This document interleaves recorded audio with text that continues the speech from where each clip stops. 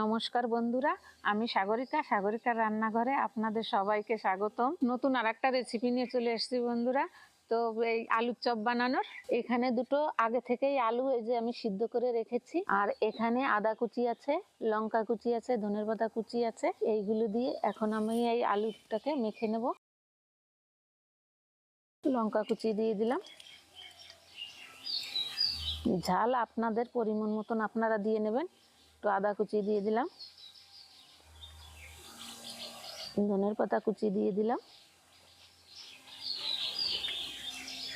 লবণ দিলাম স্বাদ মতো, হলুদ গুঁড়ো দিলাম। এখানে শুকনো লঙ্কা ভেজে রেখেছিলাম, একটু শুকনো লঙ্কা ভাজা এই যে হাতে গুঁড়ো করে নিয়েছি, দিয়ে দিলাম। আর একটু গরম মশলার গুঁড়ো।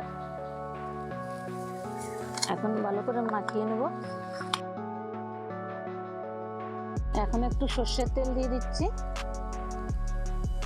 এটা আমি কড়াইতে দিয়ে রান্না করে নেব না, আমি সর্ষের তেল দিয়ে মাখিয়ে নিচ্ছি। মাখানো হয়ে গেছে, এবার আমি বেসনটা গুলিয়ে নেব। বেসন দিয়ে দিচ্ছি,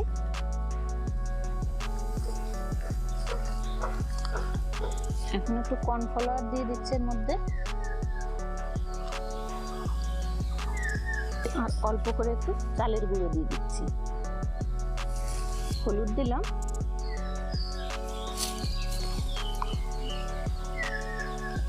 লবণ দিলাম, আর 1 চিমটি বেকিং সোডা দিয়ে দিলাম খাস্তা হওয়ার জন্য। এবার ভালো করে এগুলো মিশিয়ে নিচ্ছি। এবার জল দিয়ে দিচ্ছি,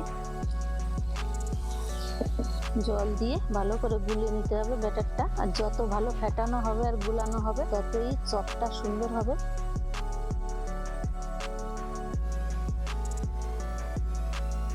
গুলানো হয়ে গেছে, এরকম রেখেছি, গুলানোটা এরকম হয়েছে। এখান থেকে একটু আলু নিয়ে নিলাম, আর এরকম গোল করে একটু চ্যাপটা করে নেব।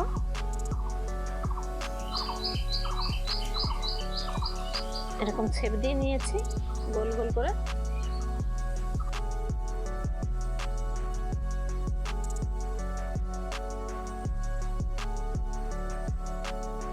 আপনারা আপনাদের সুবিধার্থে বানিয়ে নেবেন।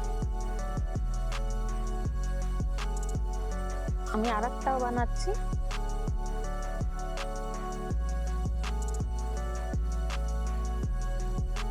এইভাবে আমি সবগুলো এরকম করে বানিয়ে নেব। উনুন ধরিয়ে কড়াই বসিয়ে দিয়েছি, এখন আমি তেল দিয়ে দেব কড়াইতে। কড়াই গরম হয়ে গেছে, তেল দিয়ে দিচ্ছি।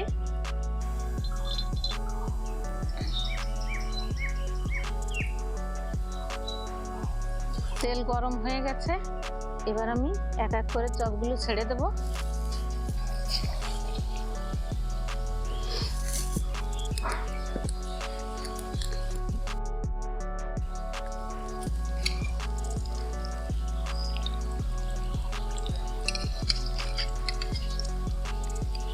দেখুন কত সুন্দর চপগুলো হচ্ছে।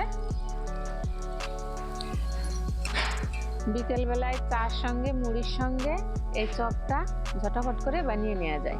আমার এই চপ বানানোর পদ্ধতিটা আপনাদের কেমন লাগলো অবশ্যই কমেন্ট করে জানাবেন। তুলে নিচ্ছি চপগুলো।